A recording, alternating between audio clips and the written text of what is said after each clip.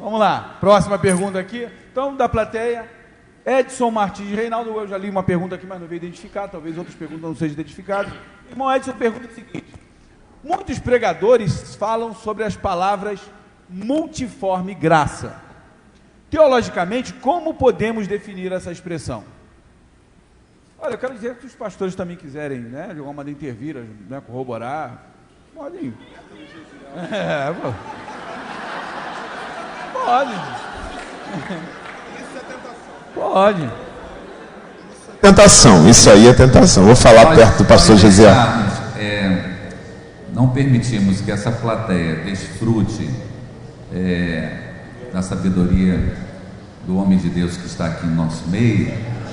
É uma perda de tempo, né? Então nós temos que nos restringir à nossa mediocridade, é verdade?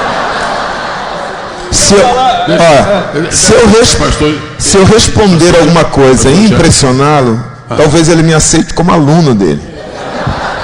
Deixa eu falar uma coisa que é interessantíssima. Há pouco tempo, conversando com o pastor Gesiel, né, com algumas outras pessoas participando da mesa, alguém aventou a fazer aquela conjectura teológica, uma abordagem, e o pastor Gesiel, assim, de uma maneira assim, como um gentleman, né, como uma pessoa de classe, falou o seguinte para essa pessoa, eu não esqueci, ele falou dessa maneira: é melhor falarmos sobre isso numa outra ocasião.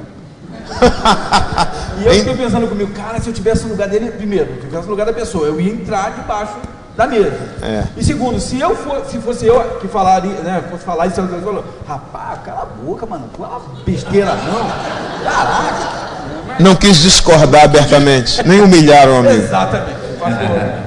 Pode falar, pastor. Eu apenas queria dizer, quanto ao que falaram que os meus nobres pares, eu uso as palavras de Jesus: Senhor, Pai, perdoe-os porque não sabem o que dizem. Só repetindo a pergunta, okay. Então, gente. Qual é a pergunta? Muitos pregadores falam sobre as palavras multiforme graça. Teologicamente, como podemos definir essa expressão?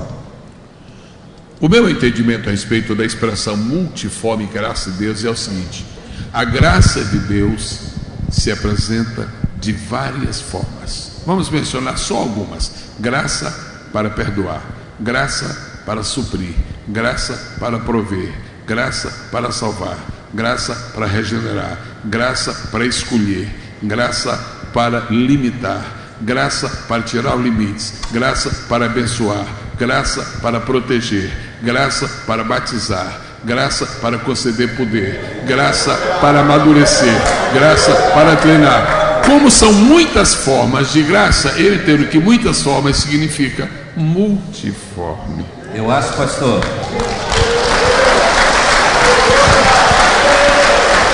Está explicado por que eu não vou falar?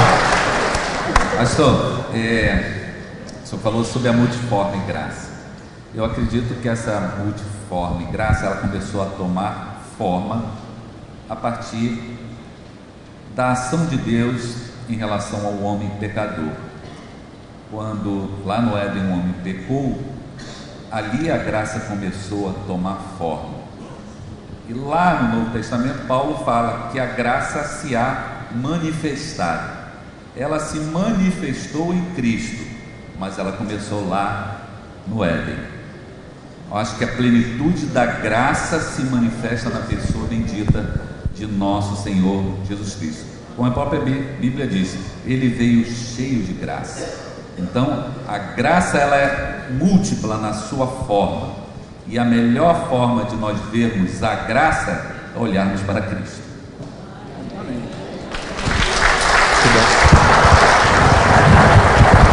Bom, eu vou até inverter, eu tinha colocado aqui perguntas mais ou menos numa ordem, então eu vou fazer uma pergunta que, como o pastor Fernando referiu ao jardim do Éden, né? No Éden, a graça que começa lá. Marcelo Alvim faz a seguinte pergunta: por que nasceu no coração de Adão e Eva o desejo de transgredir uma ordem direta de Deus?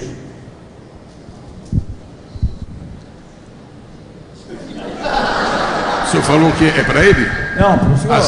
Não, um momentinho, me parece que a pergunta pode ser um pouquinho melhorada.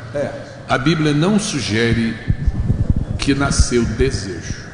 A diferença entre a tentação, entre o pecado de Adão e Eva e o pecado de Lúcifer é que Adão e Eva não desejaram pecar, foram tentados e não resistiram, ao contrário de Lúcifer, que desejou ser semelhante ao Altíssimo. Então, na verdade, a pergunta está um pouco sacrificada. Adão e Eva não desejaram transgredir.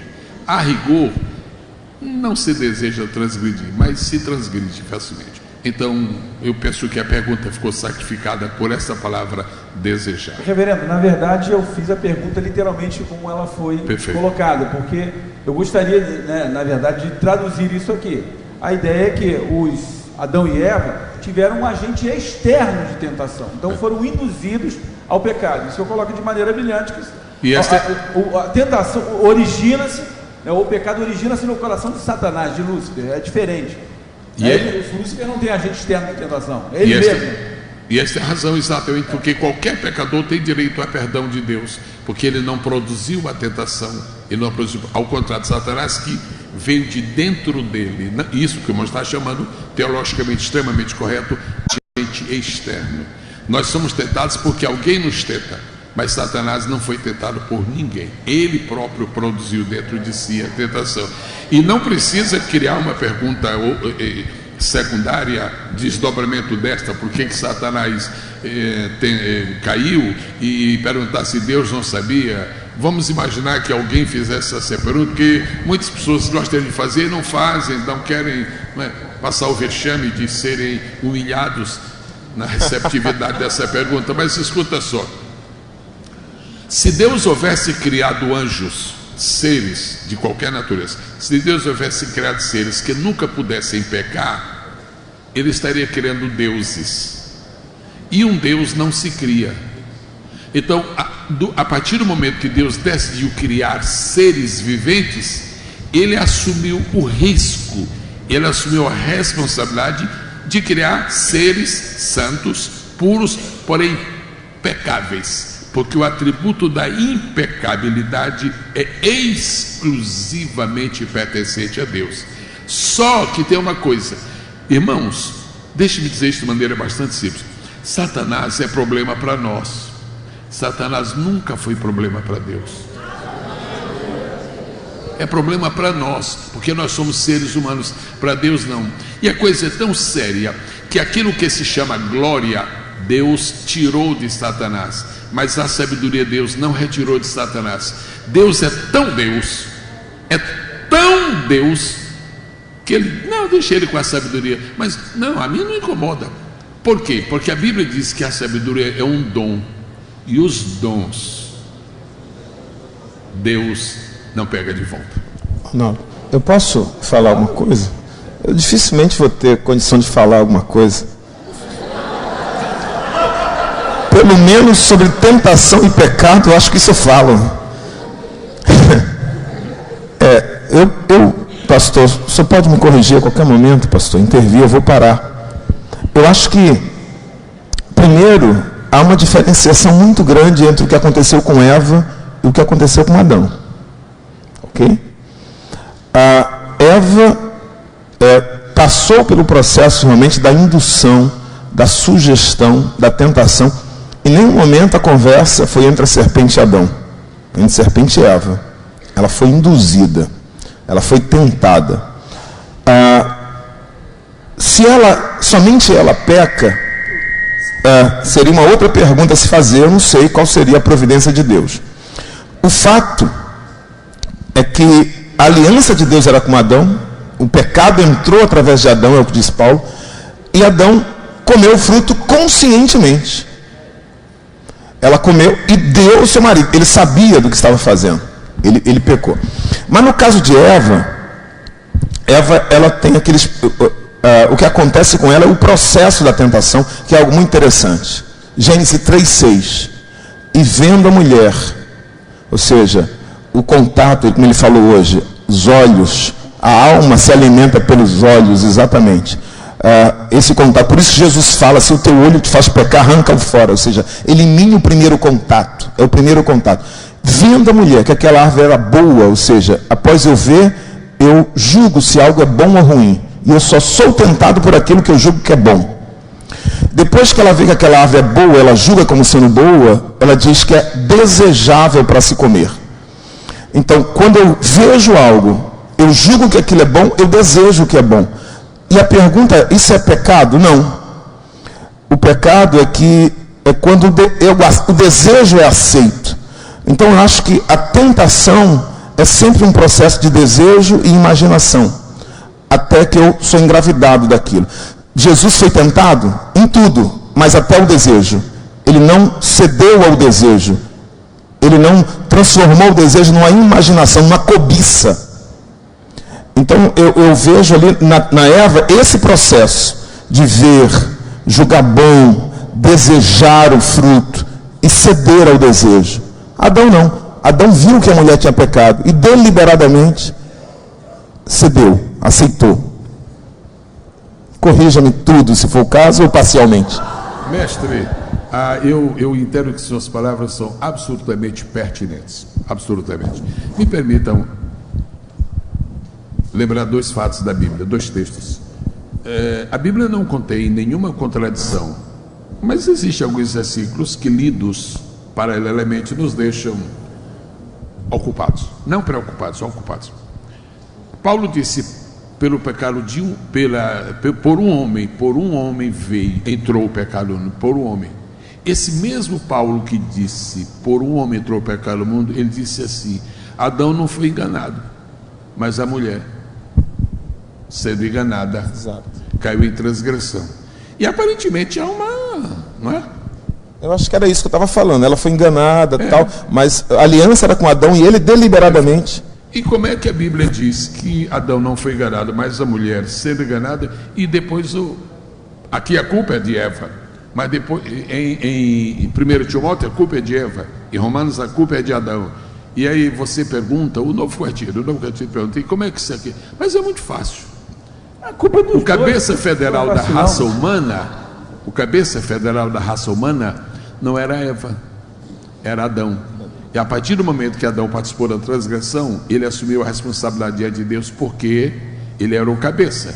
E tem mais uma coisa, se Eva foi enganada e Adão não foi, ou se Eva foi enganada primeiro e depois Adão, os dois são um. Os dois pecaram, os dois se tornaram cúmplices. É verdade. Ok. Bom, pastor Fernando, por favor. Chega de pecado. Pastor Fernando, sua pergunta. Não tem pergunta, vamos lá.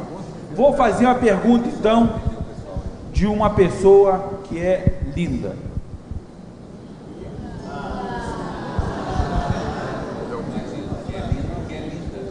Minha esposa, lógico. Se você não conhece minha esposa, você olha que tem um ponto azul perto da minha esposa ali, né? Eu não perco, é a minha linda, minha filha que está de cabelo azul ali, que eu não perco em lugar nenhum. Apocalipse 3:21 está escrito. Em Apocalipse 3:21 está escrito que vamos sentar no trono com Cristo. A pergunta é, vamos reinar com Ele na terra ou em toda a criação do universo?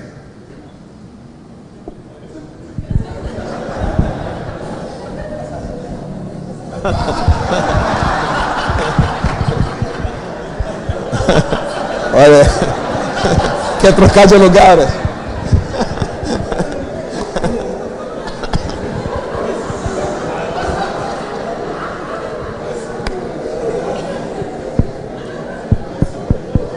O Apocalipse 13:21 é um dos mais extraordinários versículos da Bíblia Sagrada.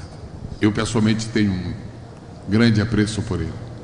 Ao que vencer, lhe concederei que se assente comigo no meu trono,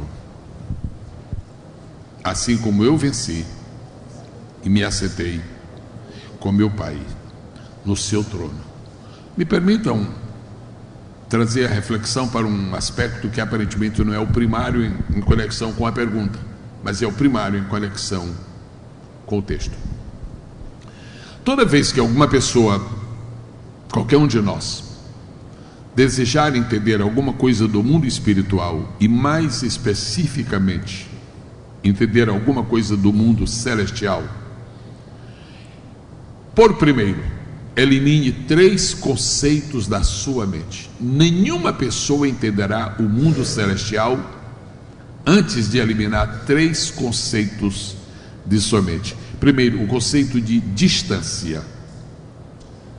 Segundo, o conceito de espaço. Terceiro, o conceito de tempo.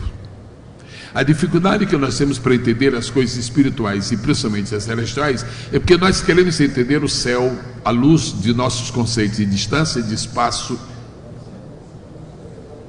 e de tempo. Jesus subiu ao céu. Ele subiu faz tão pouco tempo, que os discípulos estão olhando assim, imagina, dramatizando. Tiago, e nós estamos vendo lá, está vendo? Olha, está vendo? Está vendo ali, está sumindo, tá? Nisso chegam 2 anjos e dizem: o que vocês estão olhando para cima? Não, o que é isso? Olha aí. Não, ó. Esse Jesus que dentre vós foi elevado ao céu, foi recebido lá. Não, já a festa já aconteceu. Mas que hora? No momento que ele rompeu essa diferença entre o natural e o espiritual, a noção de tempo e de distância se acabou.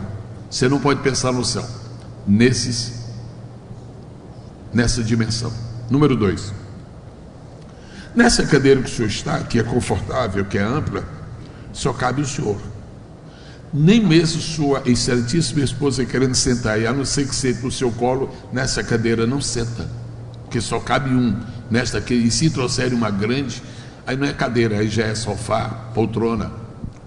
Você não pode pensar no céu assim. No céu hoje, exatamente agora, existe um trono vazio. O trono do Pai está ocupado. O do Filho está vazio lá. Por que está vazio? Porque o Filho está sentado com o Pai no trono dele. Se você pensar em espaço, você vai dizer: ou esse trono é muito grande, ou Jesus encolheu. É que não existe noção de espaço no céu.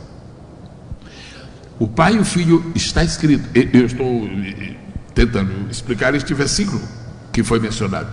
Assim como eu me assentei com meu Pai no seu trono. Então, o Pai e o Filho estão sentados em um trono hoje, e o outro trono está vazio. Aquele trono é a igreja subir. Quando a igreja subir, quantos crentes serão vitoriosos ao final de tudo? 1 milhão? Não, isso é ridículo. 1 bilhão? É razoável.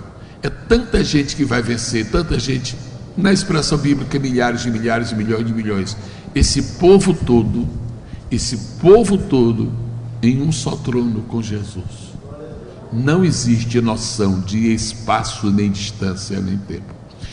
Quando nós chegarmos ao céu, haverá esse amálgama espiritual que a mente humana não pode discernir com precisão, mas que é bíblico e o Espírito aceita. Nós chegaremos no céu como corpo de Cristo, assumiremos a postura de corpo. Hoje nós somos o corpo místico. Lá em cima nós seremos um corpo real. Não estou falando corpo físico, estou falando do corpo real, corpo de Cristo. Se Cristo reinará, onde Ele reinar, nós reinaremos com Ele, porque somos o corpo do Rei. A cabeça reina, o corpo reina. Então, se Ele reinar na terra, nós reinamos na terra com Ele. Se Ele reinar no céu, nós reinamos no céu com Ele. Agora, quero dar uma boa notícia: Ele não vai reinar no inferno, e nós também não.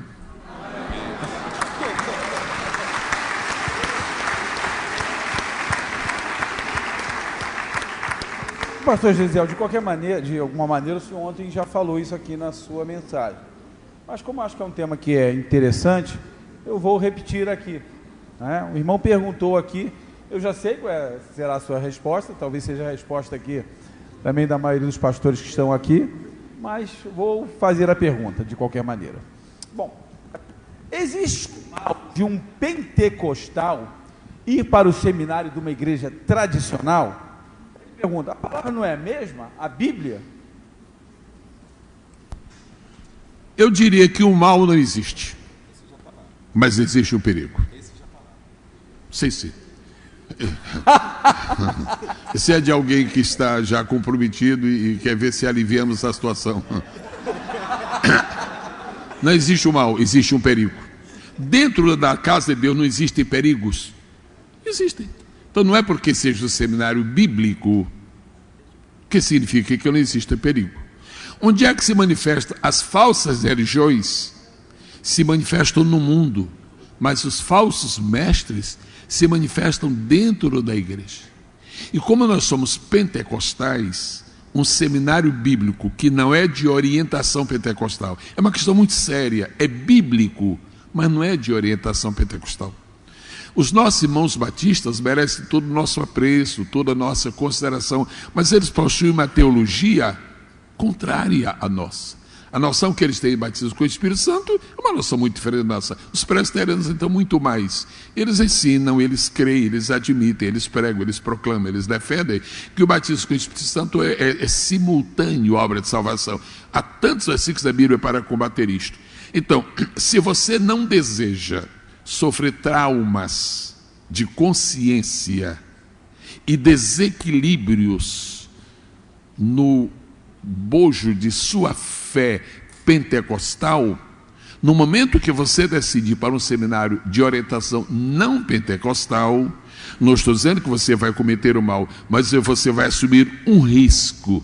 Você está sujeito a enfrentar o perigo de você ver destroçado, de você ver anulado todo o edifício de fé pentecostal que foi construído durante a sua convivência com o povo de Deus, o povo pentecostal. Então não é mal, mas é perigo. E como perigos que não são controlados podem restar no mal, hoje não é o mal, quem sabe amanhã. Ok. Vamos à próxima pergunta que diz: até hoje eu não consegui entender a aparição de Moisés e Elias na transfiguração de Jesus no monte, em Mateus 17, do 1 ao 8. O senhor poderia me ajudar tirando-me essa dúvida? Pastor, tem nome aí da pessoa ou não? Não, não. Ah, é com ele, é com o senhor. Pode falar, pastor, pode falar. Tem um desdobramento da pergunta aqui sobre o negócio de aparição. O irmão está muito preocupado com o negócio da aparição aqui. Continua. E Samuel realmente apareceu para Saul? Não.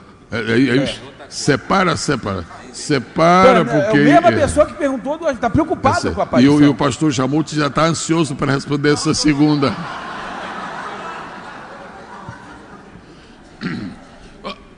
Na verdade, não é uma pergunta que está sendo feita. É uma declaração. É uma declaração de uma pessoa honesta. Estou acreditando na honestidade, na sinceridade. Está entre nós, é um servo de Deus, talvez um professor de escola dominical, um obreiro, alguém que não entendeu ainda. Eu vou lhe consolar com a seguinte informação: esta eu entendo, mas tem outras coisas, irmão, que eu também não entendo. Então está escrito claramente na Bíblia que apareceram Moisés e Elias. Se o irmão não entendeu, ninguém vai explicar para o irmão o que está escrito e o irmão não entende. É uma questão de tempo. Daqui a pouco o irmão vai entender. Mas mesmo que o irmão não entenda, eu vou só lhe sugerir, o irmão ou a irmã, creia. Eu não entendo como foi que o Mar Vermelho se abriu. Eu não entendo. Agora eu creio. Eu não entendo como foi que apareceu tanto enxofre e fogo ali para fazer aquela escaramuça em Sodoma e Gomorra. Não entendo, mas eu creio. Então não se preocupe em entender como Moisés apareceu. Creia que apareceu, porque o que vale não é o que nós entendemos do que está escrito. O que vale é o que está escrito.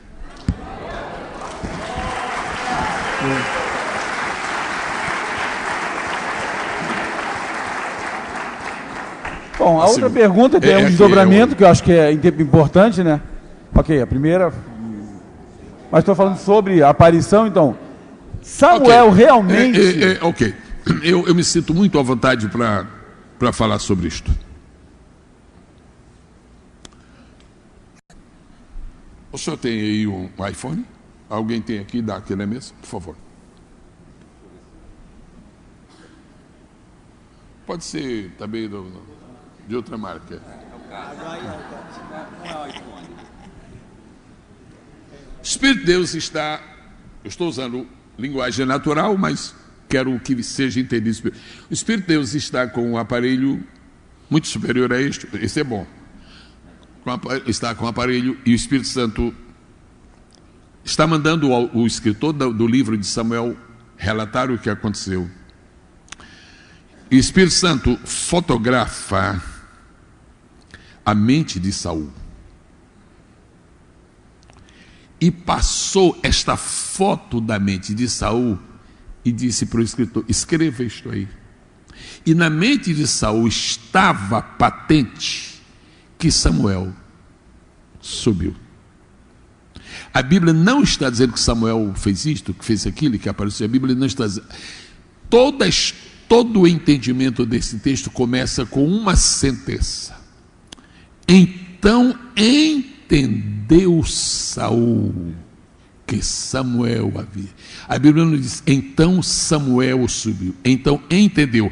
Na hora que a Bíblia diz, então entendeu Samuel, o escritor tem a revelação da fotografia da mente de Saul. Não é um relato histórico, é uma fotografia espiritual da mente de um desviado. Ok. Uma coisa...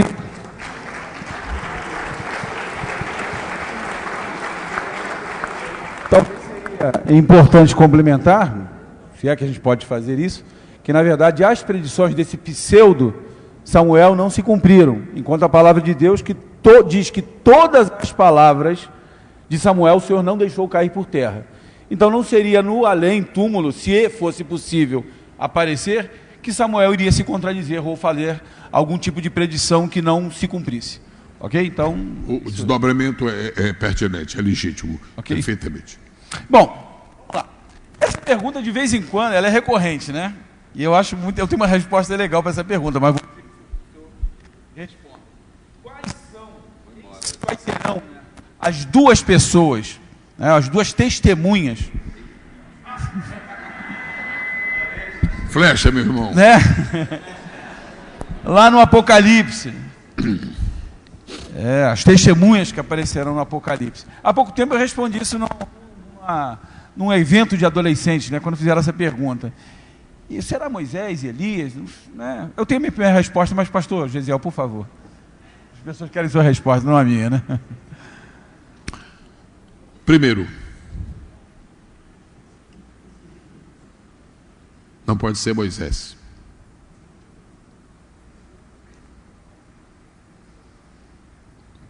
Porque se for Moisés, nós estamos aceitando a reencarnação. Segundo, não pode ser Enoque. E não pode ser Elias. Porque esses dois foram arrebatados e foram para a presença de Deus. E não existe nem um único versículo da Bíblia que diga que alguém foi arrebatado ao céu, está lá em cima e volte a ter natureza humana aqui embaixo. Isto contraria todos os princípios. O mundo espiritual é um mundo de progresso. O que é físico hoje, amanhã se tornará espiritual. Não existe a lei do regresso. O que é espiritual hoje, amanhã se tornará físico. Então, o meu entendimento é que não será Moisés, não será Elias, não será Enoque. Segunda parte. Eu, pessoalmente, não tenho a menor ideia de quem são essas pessoas. Caraca!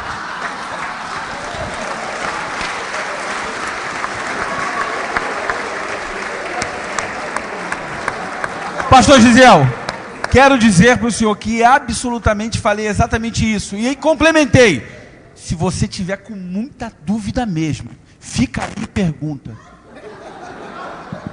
Se é que a pessoa, né, fica na grande tribulação e pergunta. Vamos lá, querido. O conhecimento das coisas espirituais vem a nós através de 3 canais. A revelação, vocês podem repetir? A pesquisa, a especulação. A revelação é totalmente verdadeira. A pesquisa é parcialmente confiável. A especulação... Não, vamos tratar de coisa séria. Glória a Deus. Pastor Qualquer coisa que você lê no livro sobre esse assunto é especulação. Se você não entendeu Moisés lá, eu não entendo aqueles duas testemunhas. Eu apenas acredito que serão simplesmente 2 pessoas da época que Nesse sentido, pastor. Vamos ouvir a voz da revelação agora. Eu vi o senhor falando algo aqui, o senhor falando, é uma preocupação que eu tenho, que eu vejo isso. E eu gostaria de ouvir o senhor mais sobre isso. Pregar, normalmente você não prega só o texto da Bíblia, você prega a tua interpretação, o teu entendimento da Bíblia. E nesse pregar, às vezes a gente faz conjecturas, a gente imagina, a gente preenche alguma lacuna na narrativa. Mas o pregador deve deixar claro para o povo que ele está conjecturando, que ele está supondo. E a gente tem visto muito hoje, pastor, pregadores fazendo conjecturas e pregando com o mesmo tom, com a mesma verdade, como se fosse a revelação. E não somente isso, aplicando pontos da mensagem a partir da imaginação. Como é que o senhor vê esse perigo? Pastor, o senhor tocou num assunto importantíssimo. Eu me permito dizer apenas 2 palavras sobre a matéria. Primeira, todo pregador tem a obrigação de ser honesto. Quando ele estiver falando a palavra de Deus, ele tem que dizer que aquilo Deus falou. Quando ele estiver fazendo uma citação muito bonita, ele deve dizer quem foi que fez que escreveu aquilo. Que as pessoas saem, você viu? Inteligência fulgurante. Ou seja, capacidade de copia e cola. Terceiro, ele deve ser muito cauteloso quando ele usa a sua imaginação, sem declarar às pessoas que é a sua imaginação. A imaginação é uma das faculdades da alma. Deus nos deu a capacidade de imaginar. E a Bíblia diz no livro do Gênesis, capítulo 6, que a imaginação dos homens da época ainda antediluviana era só má continuamente, a imaginação. Mas, ao mesmo tempo, a Bíblia diz que nós evangélicos, nós crentes, nós igrejas, podemos alcançar Deus o privilégio de termos a mente iluminada. Paulo orou e disse, ele orou em favor dos Efésios. Eu estou orando para que Deus da glória ilumine o vosso entendimento. A iluminação do entendimento é para vários propósitos. Um deles é dar-nos a capacidade de imaginar as coisas num prisma espiritual e divino. Em último lugar, e isso me parece muitíssimo importante, toda vez que o pregador cita um fato que não é verdadeiro, que não corresponde à exatidão do texto bíblico, é fruto da sua imaginação, mas uma imaginação negativa, vertical descendente, há um sinal. Quando termina o culto, os irmãos saem comentando, e aquilo, o primeiro sinal de que o pregador disse uma coisa que não era exatamente de Deus, é porque uma grande parte de membros da igreja fica em dúvida. E a verdade nunca provoca dúvida em nenhuma mente e nenhum coração. Então a obrigação de dizer, irmãos, agora o pensamento, eu penso que aconteceu assim, assim, assim. Mas é um desfile de imaginações. Tem pregadores que praticamente nem leem, eles saem contando. Outro dia eu tive desprazer de ouvir uma história sobre. Deixa eu me lembrar aqui de que foi sobre Ezequiel. Ezequiel, foi um cidadão pregando sobre Ezequiel.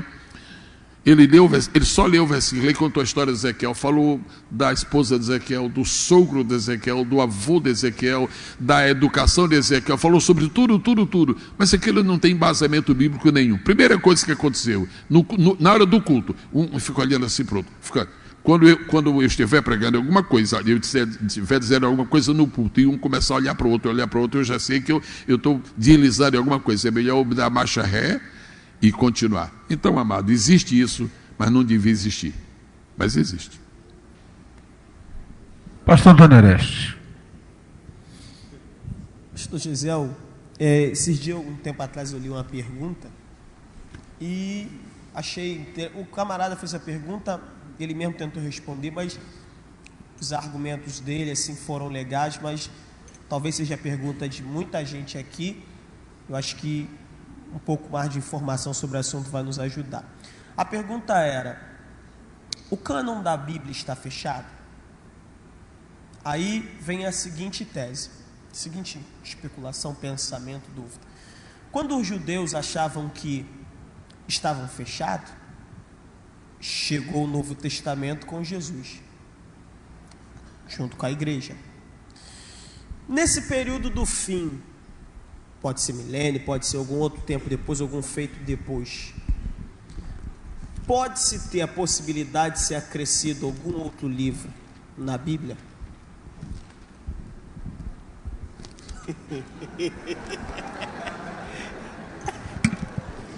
Lamentações de Orestes. Eu vou dar a palavra aqui ao Espírito Santo para responder.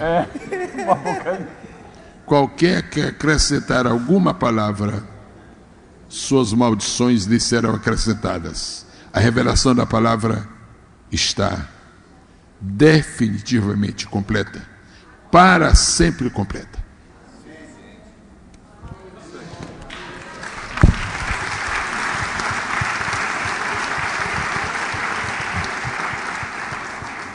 Eu vou fazer a pergunta literalmente como ela chega, mas a gente sabe quais os desdobramentos e como a gente deveria, de alguma maneira, fazê-la, né, ou reformular.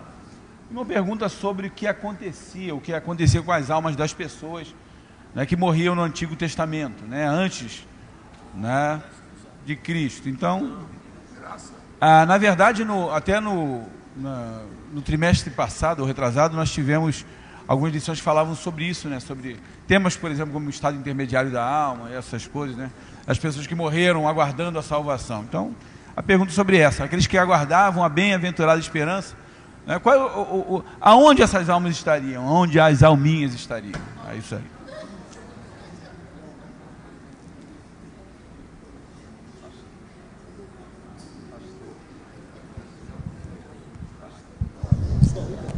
Alô. Pastor, mergulhar aqui é com o senhor. Difícil mergulhar com água pelos artelhos. Por favor. O senhor tem a palavra, com certeza. Pode falar. Por favor, pastor, por favor.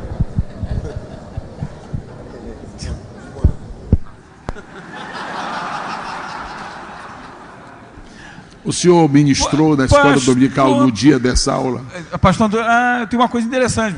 Ontem o senhor conversava e falava sobre um tema interessantíssimo, que era o seio de Abraão. Foi. Então vamos nesse desdobramento que eu acho que é fantástico. Foi outra linha. Outra linha, exatamente. Outra linha de pensamento. Tem a ver. Porque tem duas fases da mesma questão. Para onde foram as almas? É mais que tanto, são três, né? Para onde foram, onde estão e o que acontecerá com elas. O senhor pode ler a pergunta outra vez, por favor? Para ver qual é dessas. Não, é a respeito das pessoas que morriam. Essa pergunta é sua. Não, está aqui. Tá aqui. Então pode ler.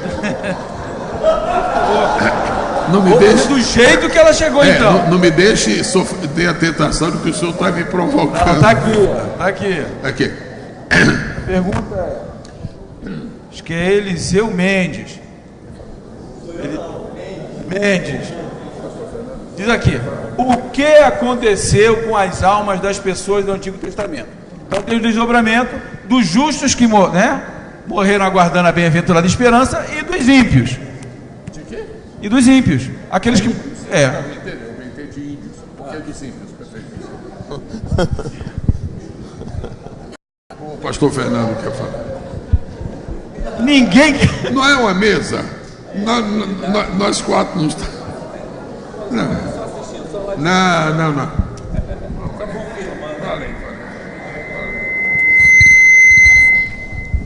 Meus amados, tem coisas que são vistas na Bíblia com bastante clareza, como o pastor Gesiel nos informa, e tem outras que Deus de propósito nos oculta.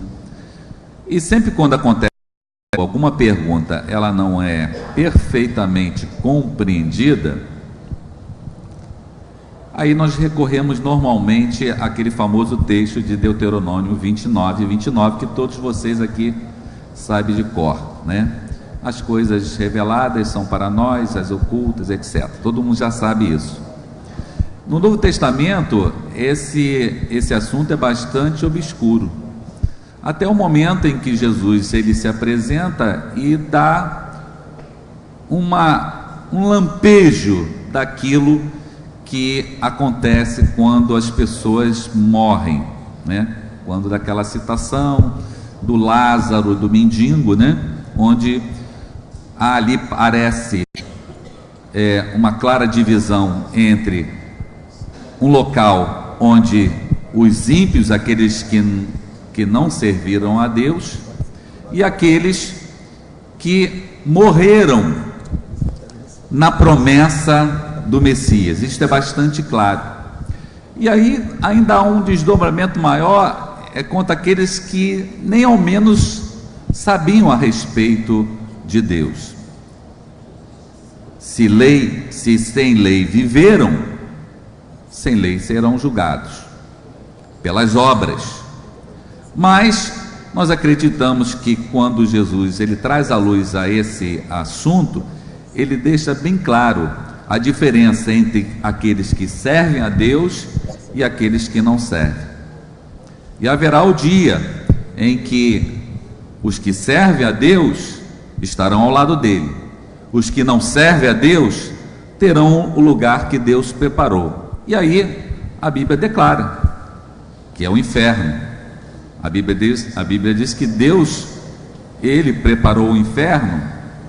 Eu acho que não primariamente, se o pastor me corrija, para os homens, foi preparado para o diabo e seus anjos. Mas todos aqueles, segundo lá está escrito nos Salmos, aqueles que se esquecem de Deus, farão companhia ao diabo e aos seus anjos. Quando Jesus ele manifesta a salvação, há um episódio um pouco oculto na Bíblia, né? Há lampejos acerca dessas verdades. Quando fala que Jesus ele desceu às partes mais profundas da terra e levou o cativo, o cativeiro. Há muitas especulações quanto a isso, mas eu creio que aqueles que morreram na esperança e na fé no Filho de Deus, eles se manifestarão para sempre com Cristo. Esse é o meu entendimento. Tem duas questões aí, né? De Mateus 25, 41, a gente sabe então que o céu e o inferno ainda não foram povoados, né? Ainda não há. Por exemplo, quem morre hoje aguardando a bem-aventurada esperança não vai diretamente para o céu, ok? A gente pode entender isso aqui. Também como não vai para o inferno. O inferno, está lá Mateus 25, 41, preparado para o diabo e seus anjos, Salmo 9, 17, para todas as gente que se esquecem de Deus. O inferno ainda será inaugurado. Estou certo ou estou errado, reverendo, até agora? Jesus falou para o ladrão: hoje mesmo estarás comigo no paraíso. Só que esse paraíso é o seio de Abraão, ou lugar, uma espécie de antessala. Levou cativo o cativeiro. Não. Paraíso não é seio de Abraão, não acho. Eu penso diferente.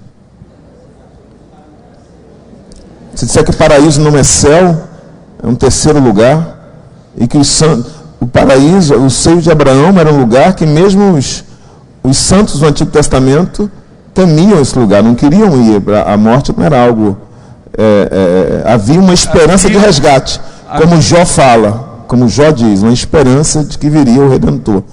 Eu acho que a palavra de Jesus, né, que diz para o ladrão da cruz, e a palavra de Paulo, que ele levou cativo o cativeiro, eu entendo que esse lugar mudou. E eu não consigo ver paraíso e céu como lugares distintos. Só acho que essas pessoas que estão hoje no paraíso, que para mim é céu, porque paraíso, não existe paraíso onde Deus não esteja, e Deus está no céu, só acho que essas pessoas não estão no mesmo estado que estarão quando houver a ressurreição dos corpos. Antessala do céu, que ainda não é um antessala. Não. Eu acho que a condição deles é um sono consciente. Eles estão num sono consciente, mas eu não consigo ver como um espaço diferente. A expressão antessala do céu. A gente está com o mestre, fica nós dois discutindo. Não, veja bem. O doutor, eu estou com medo de estar falando alguma besteira, mas falo com medo. Eu estava dando aula aqui, ele chegou. Ainda eu não falei, Jesus. Foi ao céu e voltou para dizer como era. O meu entendimento é que eles estão nesse estado intermediário aguardando exatamente a ressurreição. Mas eles dormem no Senhor.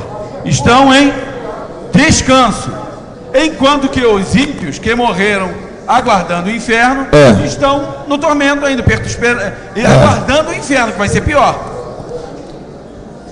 Exatamente. Tendo as crianças se expressado, vamos ouvir o professor, por favor. Exatamente. Por isso hoje pouco se prega sobre essas questões na igreja, né? As questões, hoje há poucos pregadores sobre o livro de Apocalipse, porque essas questões elas realmente inquietam, né? Mas o certo é o seguinte: se Deus não falou alguma coisa de forma expressa, nós temos que entender porque Deus não quis revelar. Ou quando Ele quer revelar em parte, nós também devemos aceitar que Deus revelou em parte. Deus revela as coisas completas em parte, ou não revela, ou não quer revelar. O importante é que um dia nós veremos todas essas coisas esclarecidas, se também Ele quiser revelar.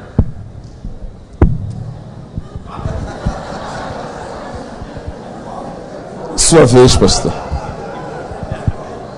Agora é a Vera.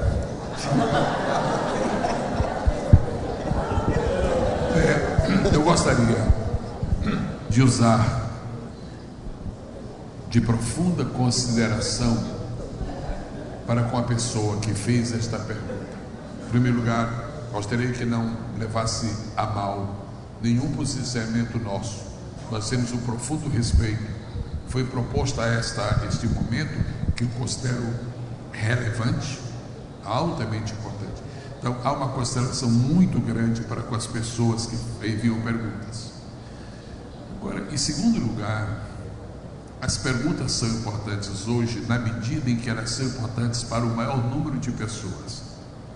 Eu não sei se a maioria dos presentes aqui estaria realmente interessada na discussão dessa questão. Não sei. Então quem está fazendo é o intérprete do sentimento. Tá bom, perfeito, muito bem. Me permitam estabelecer um conceito aqui, aparentemente paralelo até que eu chegue ao cerne da questão. Uma das palavras mais importantes da Bíblia é a palavra mistério. Mistério. Ela é uma palavra que aparece com frequência no Novo Testamento e ela é particularmente favorita nos escritos de Paulo. Eis aqui eu digo o mistério. Não vale a pena ficar aqui tratando de grego ou de hebraico ou de aramaico, porque nós falamos mesmo em português. Agora, a palavra mistério tem 3 sentidos na Bíblia Sagrada. Primeiro, mistério é alguma coisa que só Deus conhece. Se muita gente conhecer, já não é mais mistério, é algo privativo de Deus. Número 2, mistério é algo que, sendo do conhecimento exclusivo, privativo de Deus, Ele revela a alguém, mas esse alguém tem que ser do meio do povo dele. Deus nunca revela um mistério a alguém que não pertence ao seu povo. Número 3, o mistério que só Deus conhece, mas que Ele pode, a seu bel prazer, repartir com alguém que é do seu povo. Deus só compartilha um mistério, tornando-o revelado no tempo certo. Por isso que muitos segredos do Antigo Testamento, que estão no Antigo Testamento, eles não entenderam absolutamente nada, porque sendo um mistério não havia chegado o tempo. Por exemplo, o homem que é dito na Bíblia como o mais sábio, que foi Salomão, ele morreu sem saber nada sobre igreja, analfabetismo teológico em matéria de igreja. Ele escreveu em Cantares 6:10, aquela palavra bonita, por sinal poética, mas monumental.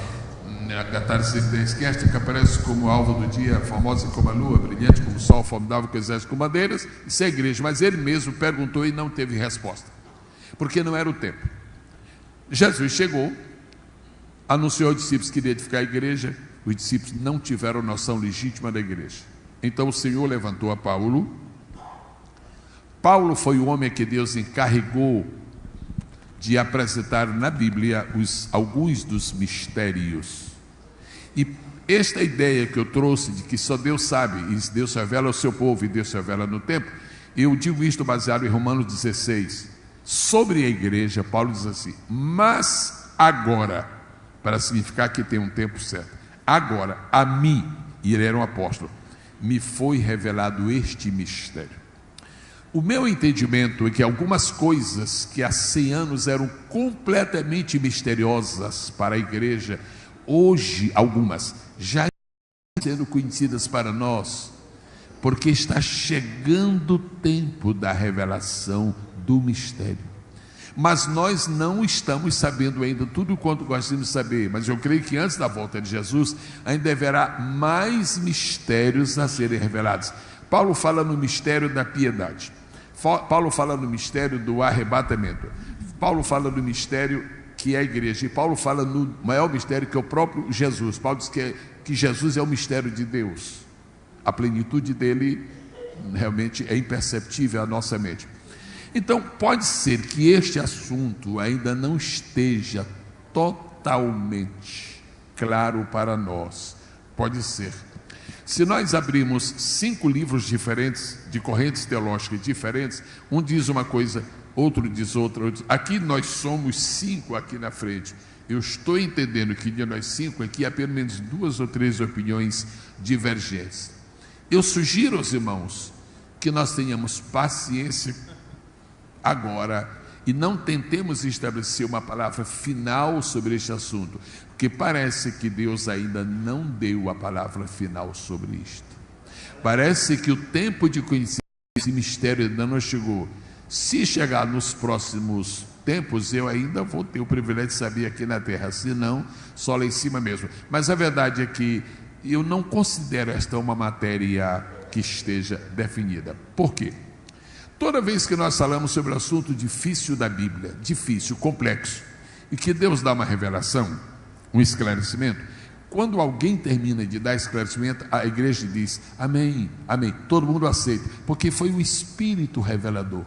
Mas quando nós dividimos o auditório, aquela parte acha que existe antessala do céu, aquela parte acha que não existe, esta parte acha que o inferno é o fim de tudo, e a outra parte acha que não é, porque na verdade o inferno não é o fim de tudo, porque o inferno vai ser lançado no lago de fogo. Então o fim de tudo não é o inferno, é o lago de fogo. E aqueles que acham que Hades é Hades e Sheol é Sheol, então a mim me parece, e eu quero ser muito honesto com isso, a revelação completa, irmãos, deixe-me ser bastante honesto para dizer que no meu entendimento a revelação completa sobre isto ainda não chegou, mas poderá chegar a qualquer momento. Como é que nós vamos saber o dia que essa revelação chegou? É porque quando alguém der uma explicação sobre isso, todo mundo diz amém, aleluia, porque quando o Espírito fala à igreja, a igreja aceita na sua plenitude. Eu sugiro que nós passemos a uma próxima pergunta. Estão de acordo?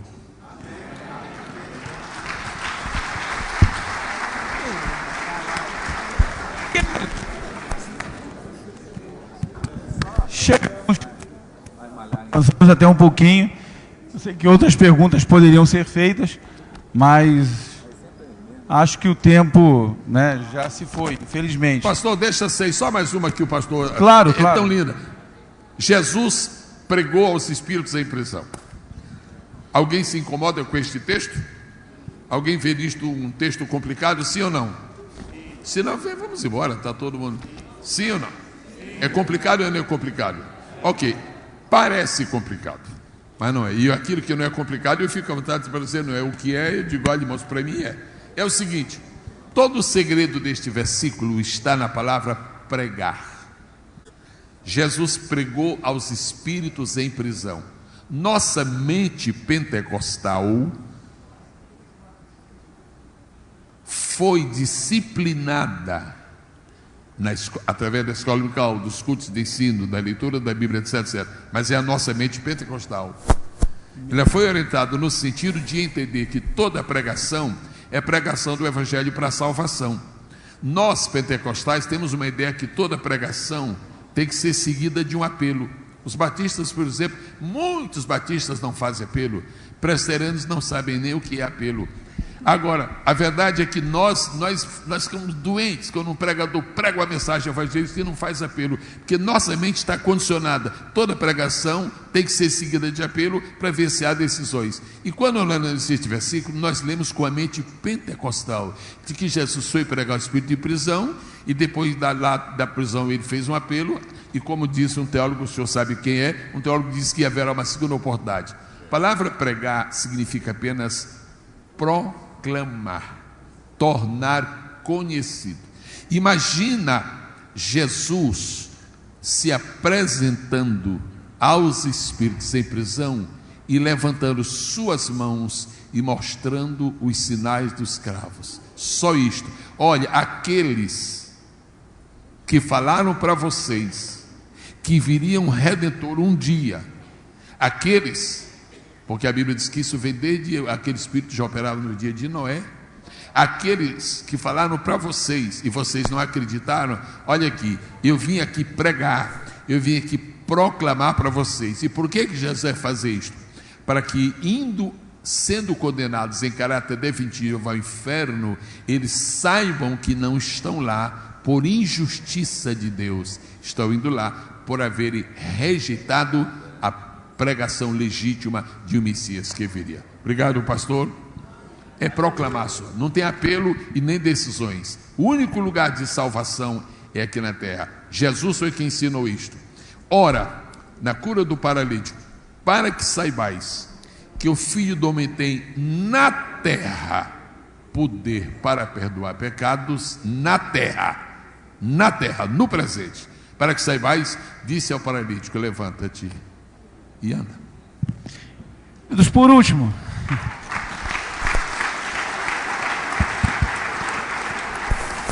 eu gostaria de terminar com uma citação. Eu falei com o pastor Gesiel ontem, que eu li há muito tempo no livro do Meyer Pillman, e que de alguma maneira esclarece alguns pontos de vista divergentes, que podem haver, né? Não há problema algum nisso.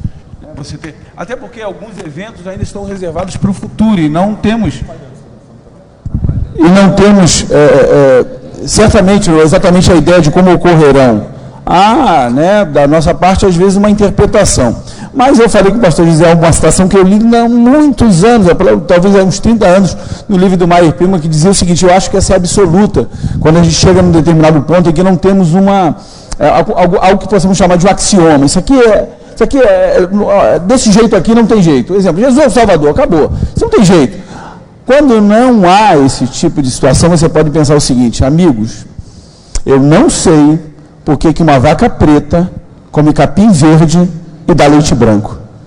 Se eu não sei explicar isso, tem determinadas coisas que é melhor Senhor, quando eu chegar aí eu te pergunto, se tiver curiosidade, que eu acho que não vou ter. Acho que o grande lance é o seguinte: quando eu chegar lá, eu falei, ainda bem, cara, ainda bem que eu estou no céu, cara, ainda bem que eu estou no céu. Nós vamos falar, isso é o mais importante. Quem vai para o céu? Amém, gente. Quem vai para o céu levanta a mão, dá glória a Deus.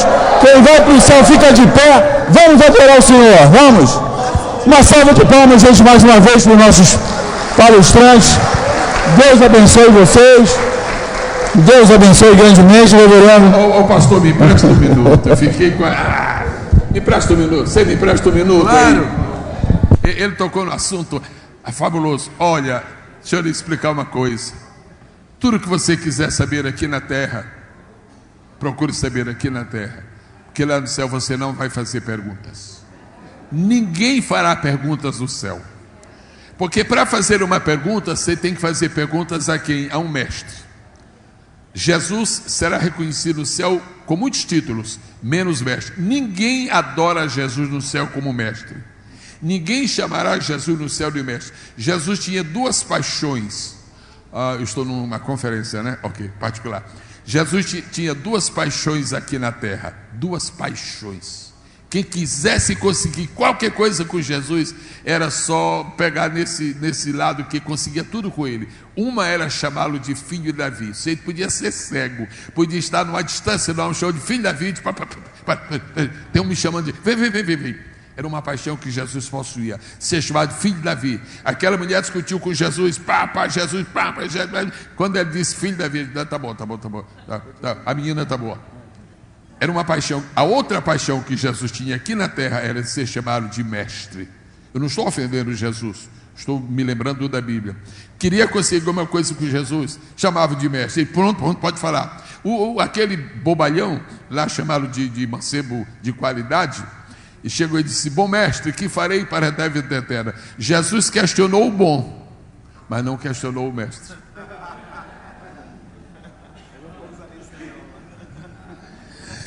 E finalmente, deixa eu ilustrar, agora eu vou usar a minha imaginação. Jesus, sentado ali, e diz: vós me chamais mestre, e fazeis bem, porque eu sou. Se é Jesus que fala. Duas paixões. Agora, você quer me fazer uma pergunta, não é, pastor? Você quer me fazer uma pergunta, por que Jesus tinha essas duas paixões? Alguém faz? Alguém faz essa pergunta para eu poder dizer por que era? Hein? Posso falar? Eu vou falar porque o irmão está querendo. É porque ele tinha essas duas paixões, porque ele só tinha 3 anos para ser chamado de filho de Davi. Jesus nunca será chamado de filho de Davi no céu, que Davi será um conosco. Segundo, Jesus nunca será chamado de mestre no céu, porque só existe mestre onde existe ignorância. No céu não existe ignorância.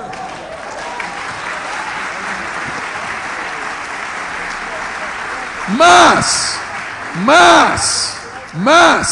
e se eu não conseguir saber uma coisa que, né, eu vou dar um susto, tem muita gente aqui agora. Essa história de pensar que é uma lasanha boa que tem nas boas do cordeiro, isso é quase, não é apostasia não, mas anda perto.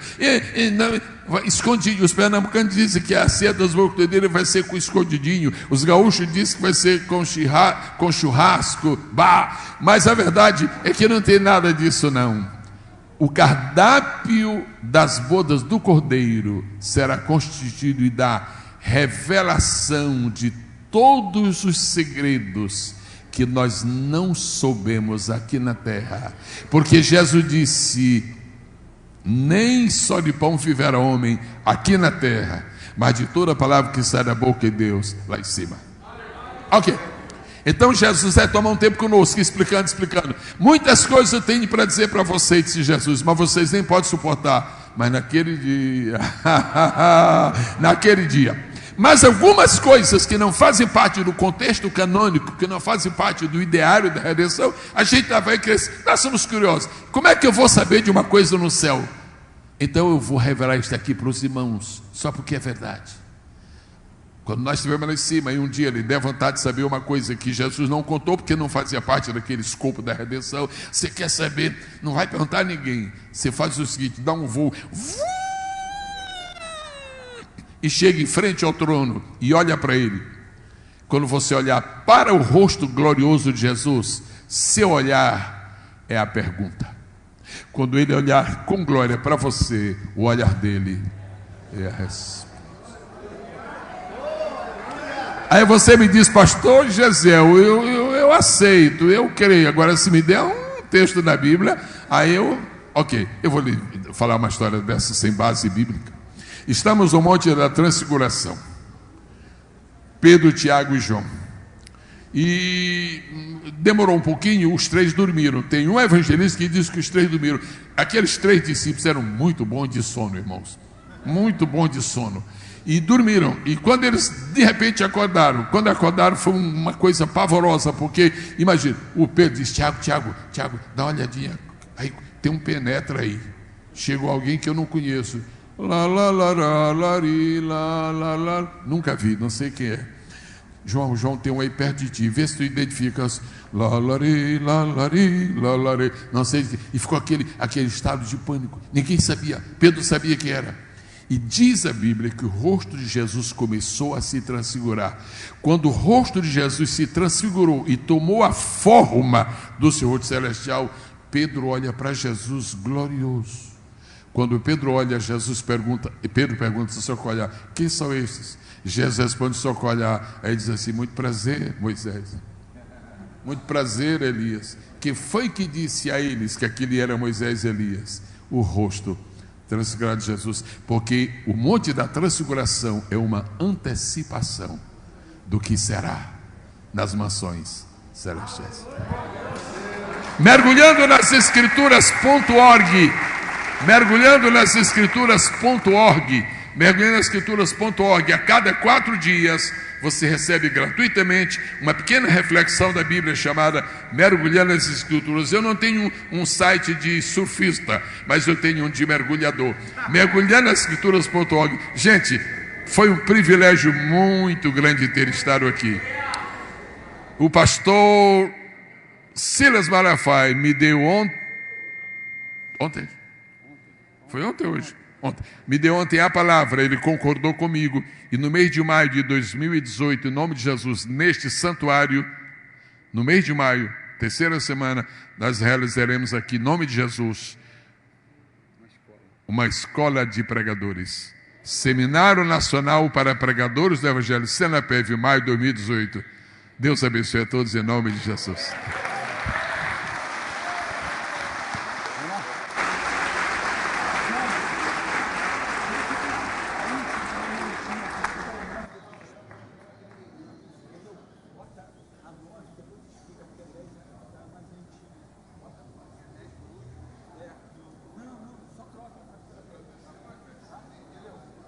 Vamos lá, gente, vamos